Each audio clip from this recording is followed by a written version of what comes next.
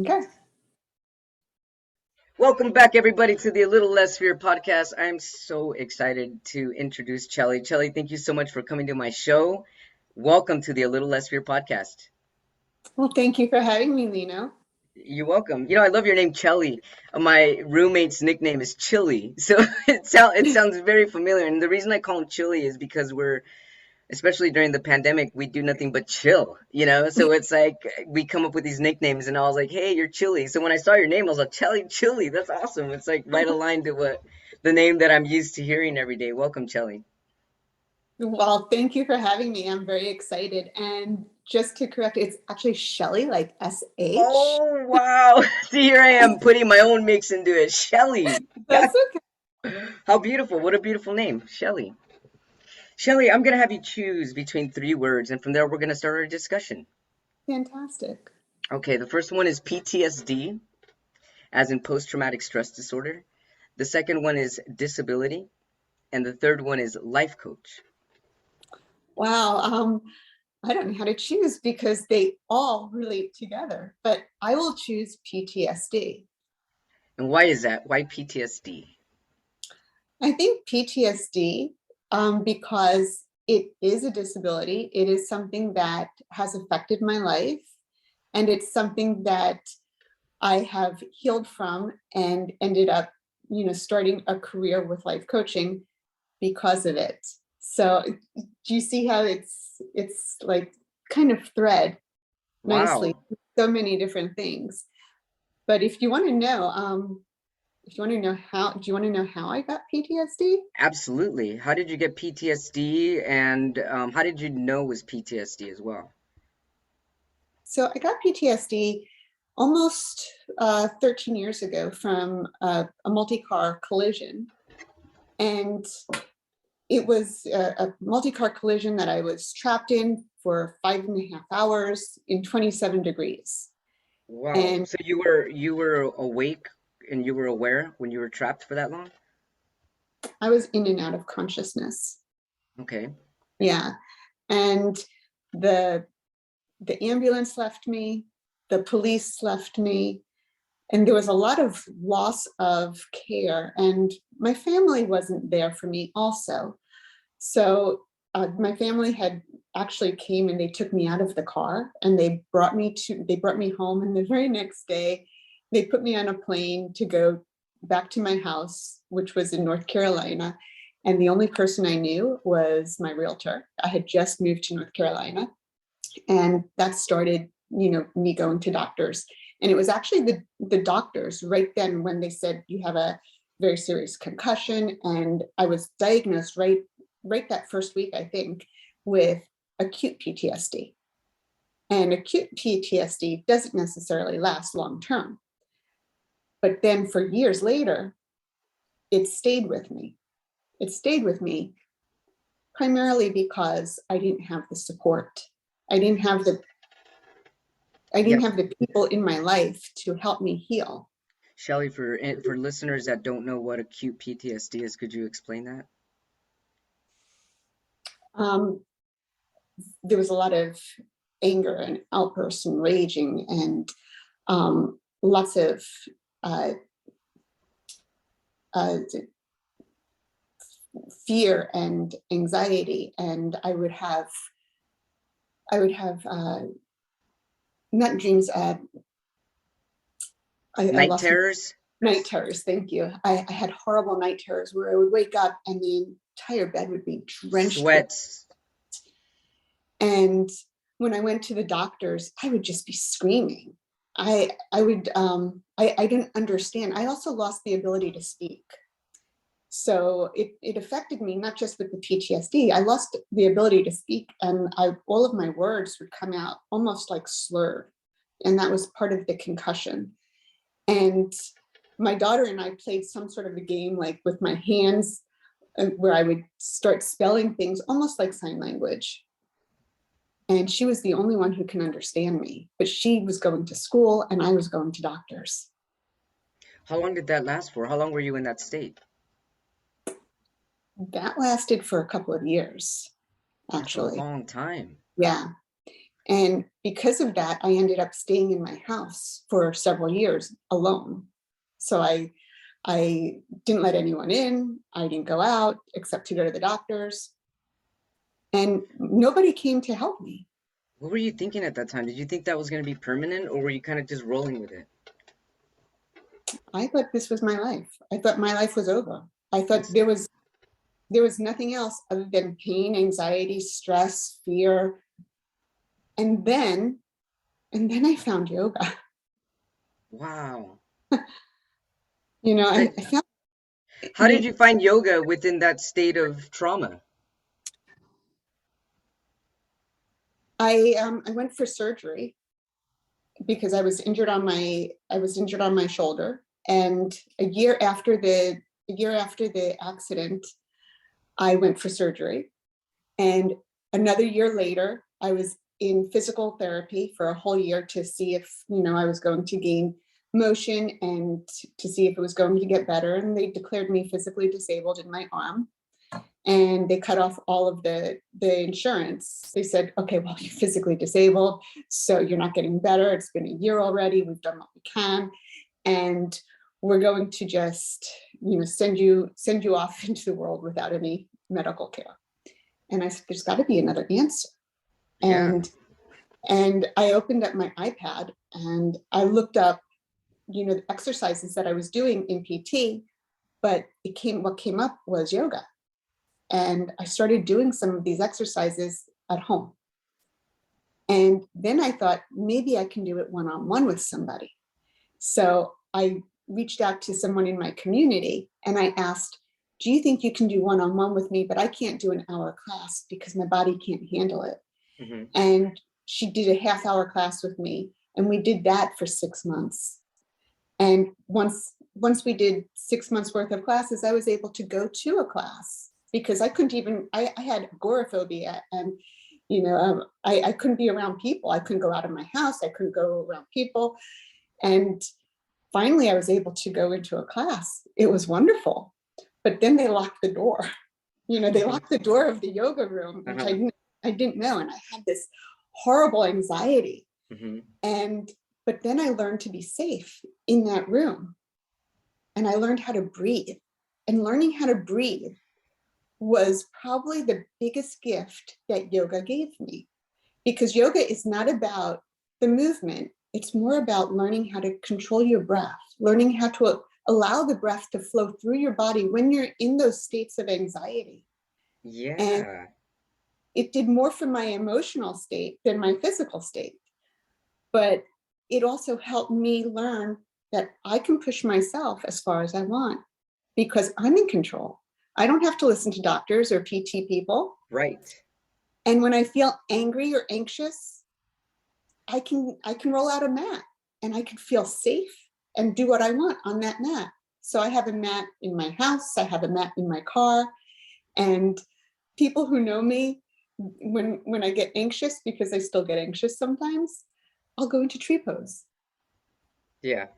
I'll It's twist kind of, my body into a twisted pose, or I'll go into tree pose, or I'll put my hands together just in namaste, just in prayer, yeah. just so that way I can get some sense So that you can come back to your of yeah. Wow, how beautiful. grounding and peace and being in the moment. And yoga taught my body to decompress, and it taught me how to live with my pain. And it taught me how to just be in this moment, which is what everyone with PTSD needs. Needs. Yeah, so how did you discover you'd had PTSD? Because yeah, that's kind of I feel like that word sometimes gets thrown out so easily, but people don't understand it until they experience it. But then again, I feel that PTSD can be anything from emotional to physical to spiritual. I mean, everyone can have any type of PTSD, but not really be aware that it's happening to them. When did you actually realize you were suffering from PTSD? When you were grounded, that's when you were able to look back and be like, "Oh my goodness, I've had PTSD." Or did a The doctor tell you that? No, the doctors told me I had PTSD. And they also told me this is going to be something you have for the rest of your life. And you need to figure out how to manage it for the rest of your life. because at that point it was something long-term. Mm-hmm. And I said, okay, and I'm going to figure it out, because if you tell me I have something, I'll figure out a plan. That's just who I am. That's But great.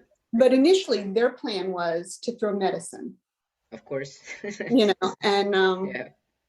and in the beginning, you know, I had the doctor for the pain management Mm-hmm. who threw tons of medicine at me, Yeah. and because they want to cover everything up. And one of my friends said, go for mindfulness-based stress reduction. Is And that like a type of therapy? You see a therapist for that? no, What is that? Is no, that like a it's yoga physical? no, it's like a 6-week course. So you can look for it online, anywhere in the country, a mindfulness-based stress reduction course to teach you how to be mindful with your pain. And John Kabat-Zinn started the very first mindfulness-based stress reduction. There are tons of books out on it. He's the founder of MBSR. That's awesome. And so I went to an MBSR over at Duke University, because that's where I live. And I decided I'm not going to be on any of this medicine. If I'm going to go, I'm not going to be on any of this pain medicine. I'm going to go so that way I can feel everything and I can learn the most I can. Get that mind-body connection. Absolutely. So I took myself off of everything.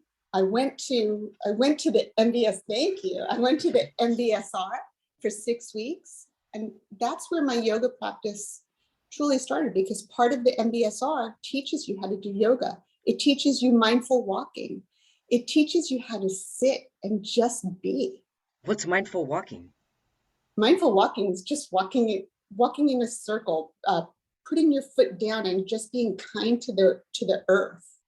Wow. And just thinking about, So really, literally grounding yourself.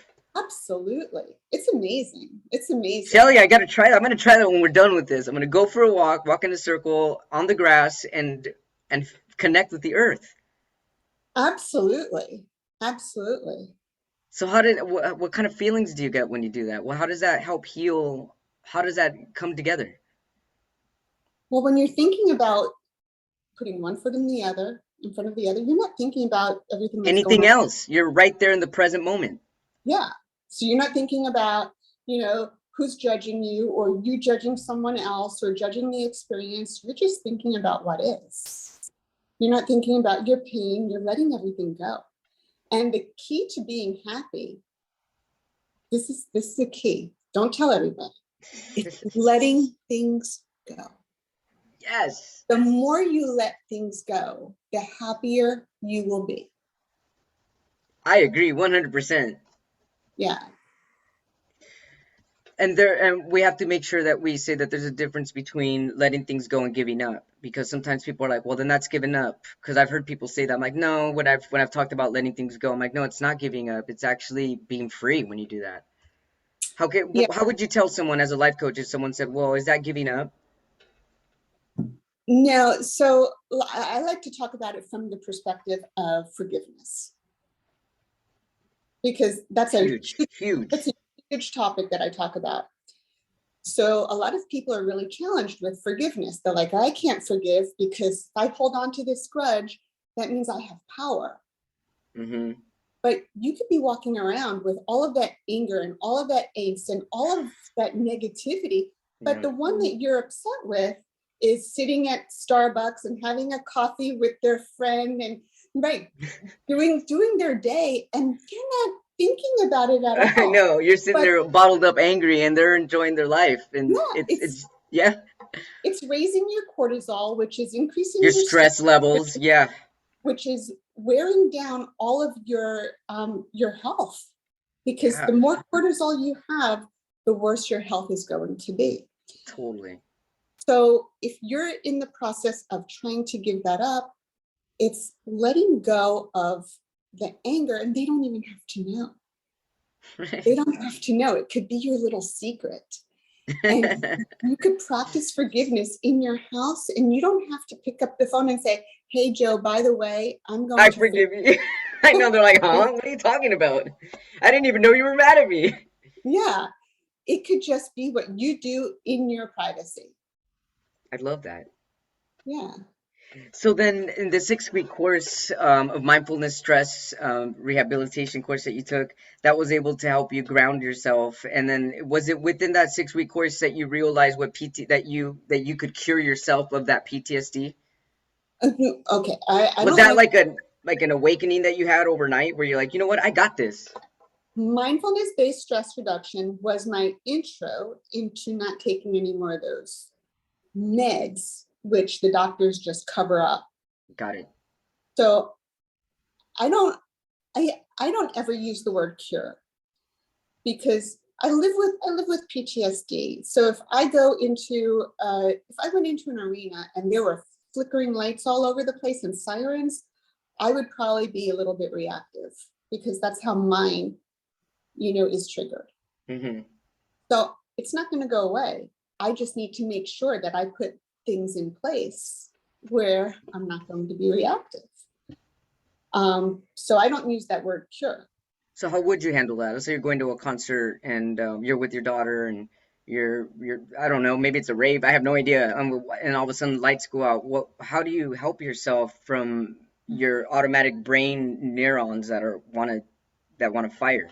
Like, how do you Okay, actually bring that firing down? if I wanted to go to a concert and I knew there were going to be lights, I would make sure that I was with people that I felt safe with. Okay, that's great. That's really good Yeah. advice too. And another thing that I might recommend is to just put on clothes that you feel comfortable in. So Mm. that way, if you have an anxiety attack, you're not going to want to go like this.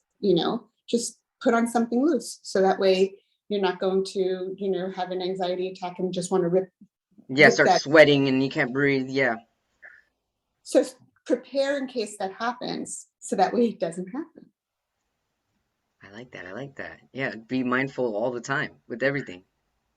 Yeah, but I don't put myself in those situations, quite honestly. That's I good. don't need to go to a concert, Right. especially during COVID. Oh yeah, no kidding. So then how did all of this come together for you to become a life coach? That's incredibly impactful. So yoga has been hugely important in my life, and I went.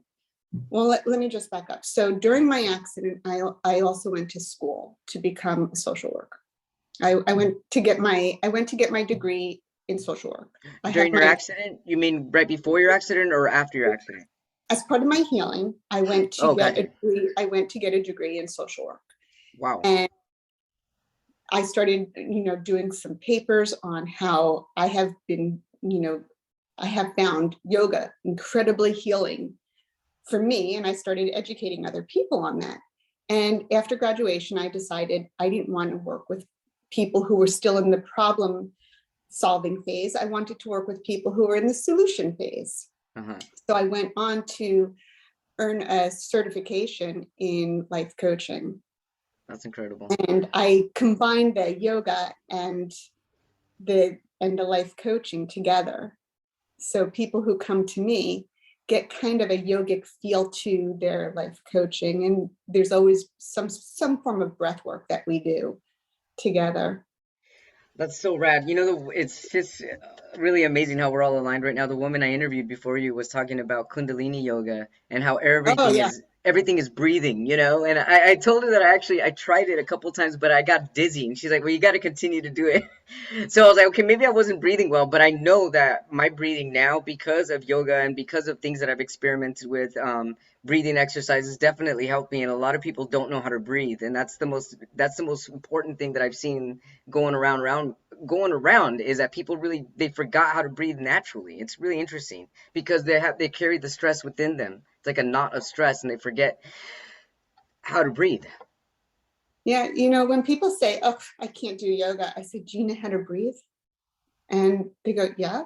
And I go, "Okay, so then if you could breathe mindfully, then you're doing yoga." That's That's it. awesome. Because if they could sit and they can breathe mindfully, then they can shift everything in their body. Yeah, they can. And just recently, like a week ago, I was reading something about how even when if you breathe the right side versus the left side of your nose, it's hitting different parts of your immune system. I'm like, I didn't Yeah. even know that. Are you serious? So make sure I'm clear here. That's wonderful. That's awesome. Wow. Well, this has been an amazing interview. Our time went so fast. My goodness. You're very motivating. How can people find you, Chellie? They can find me on Instagram, Chellie.Grossman, Chellie.Grossman. And they can go to my website, twistedtreecoaching.com. And they can email me at Chellie dot Shelley at twistedtreecoaching.com. That's amazing. I'm gonna make sure that's gonna be posted up there as well. Thank you so much for your Awesome. time and for sharing your beautiful, wonderful journey. Hello to North Carolina. I hope one day I'll get to visit, and we'll be talking soon. Awesome, Lena. Thank you. Thank you, Shelley.